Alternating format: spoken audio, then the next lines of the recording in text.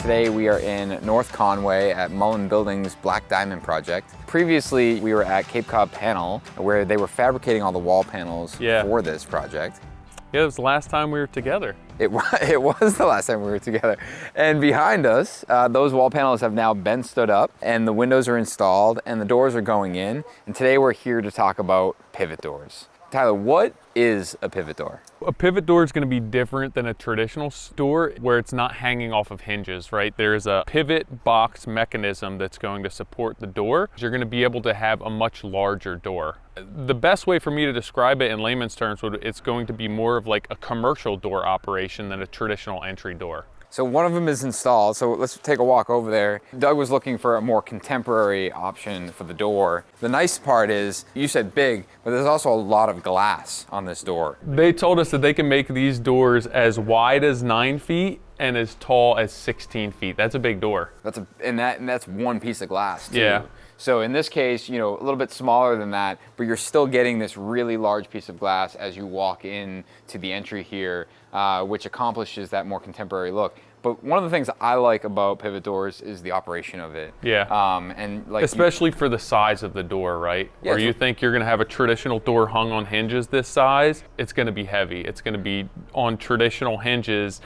Any sort of wind, any sort of air discrepancy, vacuum from inside or outside of this house, that door is going to be very heavy and have a lot of force behind it. And you'll see how easily this style of door operates. Yeah, and you mentioned earlier the pivot box. So the pivot box is where that whole mechanism is, and we'll see that kind of in the installation. So when you open this door, you're actually pivoting kind of offset from there. As this door opens, the tail end of it actually swings towards you. In my opinion, creates this experience walking into a home like this. It gives you this more luxurious feeling. To your point, it's really smooth in terms of operation. Yeah, I mean, I'm thinking about my kids in my own house, even with our interior doors that are 28, 32 inches wide, and how badly they slam them and whip them open. And if this weren't such a robust pivot mechanism, my kids would destroy this. Well, speaking of slamming that door open, if I were to open this and I were to let this go, it actually has a positive 90-degree stop. Yeah, so it holds itself open. Yeah, so it holds itself open, and you know, closing it, you know, you have that smooth operation. Close, and then let's talk about the locking mechanism. You lift that handle up. There's not just 3 points of contact. There's actually 6, 3 on either side. Let's talk about the floor. And this is another item that Doug had mentioned that he really liked, is the close to zero threshold. So when you're open and we have our final floor in here, we're actually able to tuck our floor all the way right to our threshold, have this small threshold here. There's not a lot of buildup because all of the gasketing and air sealing is done on the door panel itself. And then similar on the outside, you actually they're gonna bring this bluestone patio up tight. So you really have this smooth transition into the home. Yeah, that's what I was looking at earlier, because your eye actually plays some tricks on you where the door looks lower than it really is, but essentially you have your subfloor here, and then assuming 3/4 inch finished flooring material, that flooring material is going to slide right underneath that threshold like that. And you still, with the gasket and the way this is set up, you still have clearance for a mat when you come in the door, so you're not creating issues down the road. Or a more traditional door, if the door and the threshold were this close to the flooring, you wouldn't be able to put a mat as soon as you walk in. Yeah, that's a great point. And the threshold is really there for latching mechanism, gasketing, and then is also dealing with moisture and water. So any moisture or water that gets in here has this channel back here, and then you have these weep tubes that will come out the front and kind of disperse that water out of the front. Yeah, so you can even see, right, you have your gasket when this door's shut, that's going to be up here. Any water that comes down the door, if it's making its way behind the gasket, even in this corner, it's going to hit this little weep track here and then make its way down into that weep system and get out from the frame of the door. So this one is nearly installed, and there'll be some final shots of this when it's completed and ready for its future homeowner. But we actually have one over there that's being installed now. So why don't we head over there and look at that detail.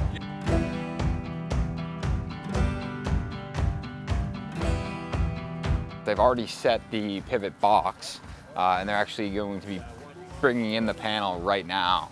So that panel there is about 270 pounds based on the sticker that's on the glass. The pivot box, there's a lot of adjustment in it. It sits directly on the concrete. It's anchored there. It's actually epoxied to that concrete after the EPDM pan it was installed. You can see they're using a laser to locate it. Gives you the opportunity to move it left and right, back and forth, up and down. It's also self-centering. Yeah, there's an actual bubble on the unit itself. Once you're in that zone that you need to be in, the frame goes in and then the adjustability is now done. All of the adjustability is up top. Yeah, so this is our stationary point, right? So they have a laser level that's going to perfectly mark plumb. So they take this laser level and they have it dead center in this pivot point down here, and then they're plumbing that up with the laser. Up here you'll see this pivot pin's going to drop down. There's 2 screws. One is going to adjust the height, and then the other screw is going to move that pin left to right, back to front, whatever direction you're looking, so that you can actually adjust it and line this laser dot up dead center on that, and then you know that you're perfectly plumb in both directions. The one screw will actually retract that pin, and that's so that you can get this 270-pound door unit in without that interfering. So they're going to lift that all the way up. They have on the door, they have some tape marking approximately where that pin's going to drop in. They'll set this slab and then they'll drop that pin down to lock this door into the entire pivot system. So in theory, this door should function perfectly at that point because it's been laser leveled. But the nice part about having that adjustment is that as construction is completed and if things shift around, you have the opportunity to make that adjustment left and right, which is where that adjustment is going to be needed for, say, weather stripping performance or latching performance. Let's get this door in.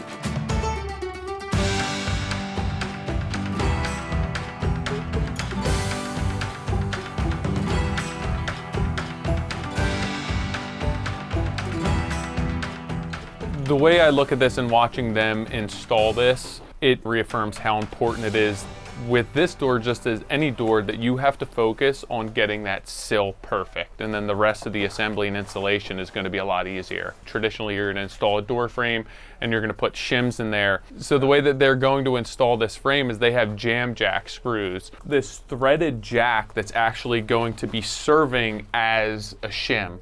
So you're going to thread that jack out, get the frame exactly where you want it, plumb, level, straight. That's serving as the structure between the jamb of the door, the frame of the door, and the rough opening. And then you can take a structural screw and embed that through that jack, and that's going to bite into the framing around 1.5 inches, I think they said they're looking for. Yeah, number 10 screw, 1.5 inch embedment, and that's going to give you exactly what you said, that jamb's in place, locked in place. The tip we caught as they were installing it, they have some blue tape on there. Yeah. What's that blue tape for? You figure you have a couple of guys, women, whoever's moving this door, it's 270 pounds, it's an expensive door, gets a little bit stressful. They mark exactly where the center of those pivot pins are on the bottom and the top to locate them. So when you're going to lift and tilt this door into place, you're not trying to figure out, hey, where are we actually putting this? If you've ever installed a bifold door, it's the same principle. You get that finger underneath, and the bifold doors are only,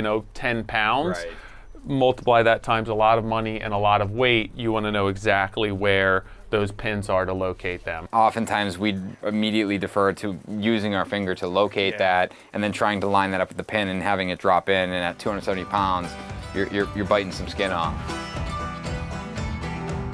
There's so much thought that went into fabricating and providing this door as a complete system, like things like the cradle. But if you're installing this, you also need to understand, well, what is my final condition? This threshold that is flush with the outside inside, you really need to understand what's my outside condition and what is my interior floor condition. Because if you're prepping for 3/4 inch hardwood, you want that door to be set at that elevation. Correct. So you actually are able to accomplish that smooth, near flush detail as you make your way over that threshold. And on a traditional door, you have your flooring material going up to the base of that door, and then you're trimming that, or that's an adjustable threshold. Here, it's not adjustable, so you really have to account for everything going in, setting that sill, that you know your finished floor height, because if it changes, now you have an issue with the metal flange on there.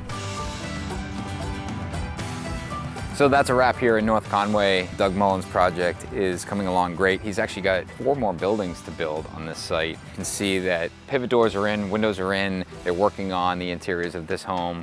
We're gonna be coming back here when everything is done, because as cool as the pivot doors look now, they'll look even better in the finish. It was really neat to see how these doors go in.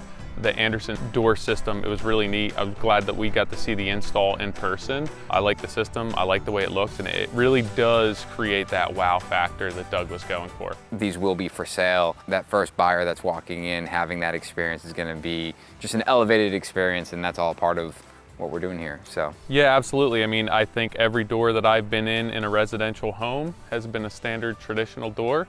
And I would say walking into a new home with a pivot door is going to be quite the experience. Well, you heard it here first. Tyler's buying a home in North Conway. I am not. We'll see you guys next time.